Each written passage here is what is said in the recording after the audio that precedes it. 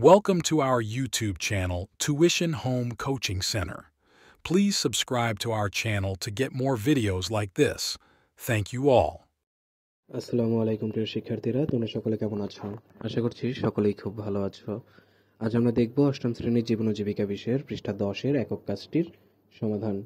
তোমরা যারা এখনো আমার চ্যানেলটি সাবস্ক্রাইব করোনি তারা চ্যানেলটি সাবস্ক্রাইব করে নিও, তাহলে পরবর্তী পড়াগুলো তোমরা এই চ্যানেলে সবার আগে একসাথে পেয়ে যাবে। আর পূর্ববর্তী পৃষ্ঠার সমাধানগুলো প্রয়োজন হলে চ্যানেলের প্লেলিস্টে সেই পড়াগুলো দেওয়া আছে, সেখান থেকে তোমরা এক এক করে সেই পড়াগুলো দেখে নিতে পারবে। তাহলে চলো শুরু করা যাক আমাদের আজকের পড়া। আমাদের আজকের পড়ার শুরুতে রয়েছে একক কাজ, মজুদ খতিয়ান বা স্টক লেজার বানাই। পরিবারের সদস্যদের সহযোগিতায় তোমার পরিবারের একটি মাসিক বা সাপ্তাহিক পারিবারিক মজুদের খতিয়ান বা স্টক লেজার তৈরি করো ও তা অনুসরণ করো। পরবর্তী পৃষ্ঠায় আমি তোমাদের জন্য এই কাজটি সমাধান দিয়ে দিয়েছি, দেখো। নমুনা উত্তর: মাস জানুয়ারি, পারিবারিক মজুদ খতিয়ান, নিত্যপণ্যের নাম চাল, প্রারম্ভিক মজুদ 3 কেজি, মাসে নতুন ক্রয়ের পরিমাণ 20 কেজি, বর্তমান মজুদ 3 কেজি, প্রত্যাশিত মজুদ 10 কেজি। নতুন ক্রয়ের উদ্যোগ নেব কিনা? হ্যাঁ। আরও ক্রয়ের পরিমাণ 7 কেজি। মন্তব্য: যেহেতু বর্তমান মজুদ প্রত্যাশিত মজুদের চেয়ে কম, তাই নতুন ক্রয়ের উদ্যোগ নিতে হবে। 10 বিয়োগ 3 সমান 7 কেজি, অর্থাৎ 7 কেজি নতুন করে ক্রয় করতে হবে। এরপর ডাল 1 কেজি, প্রারম্ভিক মজুদ যেটা, মাসে নতুন ক্রয়ের পরিমাণ 3 কেজি, বর্তমান মজুদ 1 কেজি, প্রত্যাশিত মজুদ 2 কেজি। নতুন ক্রয়ের উদ্যোগ নেব কিনা? হ্যাঁ। আরও নতুন ক্রয়ের পরিমাণ 1 কেজি।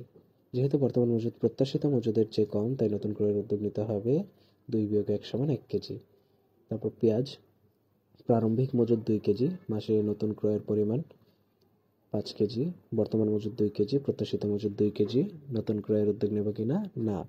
আরও নতুন ক্রয়ের পরিমাণ ড্যাশ খালি। মন্তব্য: যেহেতু বর্তমান মজুদ ও প্রত্যাশিত মজুদ সমান, নতুন ক্রয়ের প্রয়োজন নেই। তারপর লবণ আধা কেজি, প্রারম্ভিক মজুদ, মাসে নতুন ক্রয়ের পরিমাণ 1.5 কেজি, বর্তমান মজুদ 2 কেজি, প্রত্যাশিত মজুদ 1.5 কেজি। নতুন ক্রয়ের উদ্যোগ নেব কিনা? না। নতুন ক্রয়ের উদ্যোগ নেব না। এরপর নতুন ক্রয়ের পরিমাণ ড্যাশ। মন্তব্য: যেহেতু বর্তমান মজুদ প্রত্যাশিত মজুদের চেয়ে বেশি, তাই কেনার প্রয়োজন নেই। এরপর চিনি, প্রারম্ভিক মজুদ আধা কেজি, মাসে নতুন ক্রয়ের পরিমাণ 1.5 কেজি, বর্তমান মজুদ আধা কেজি, প্রত্যাশিত মজুদ 1 কেজি।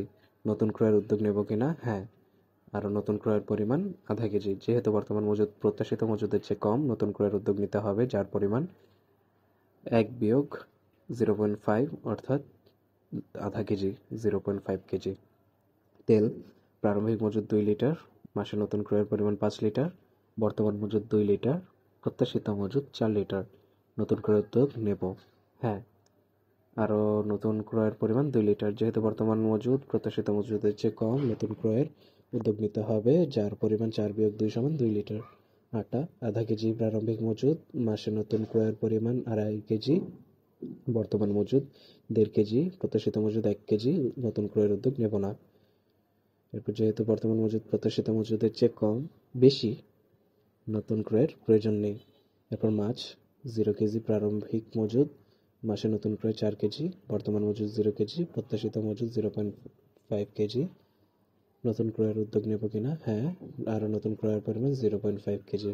যেহেতু বর্তমান মজুদ প্রত্যাশিত মজুদের চেয়ে কম, নতুন ক্রয়ের উদ্যোগ নিতে হবে, যার পরিমাণ 0.5 - 0 = 0.5 কেজি, অর্থাৎ আধা কেজি মাছ কিনতে হবে। তাহলে শিক্ষার্থীরা আমরা দেখে নিলাম তোমাদের এই 10 পৃষ্ঠার সমাধানটি। এভাবে পরবর্তী পৃষ্ঠার সমাধান পেতে চ্যানেলটি সাবস্ক্রাইব করে আমাদের সাথেই থাকো।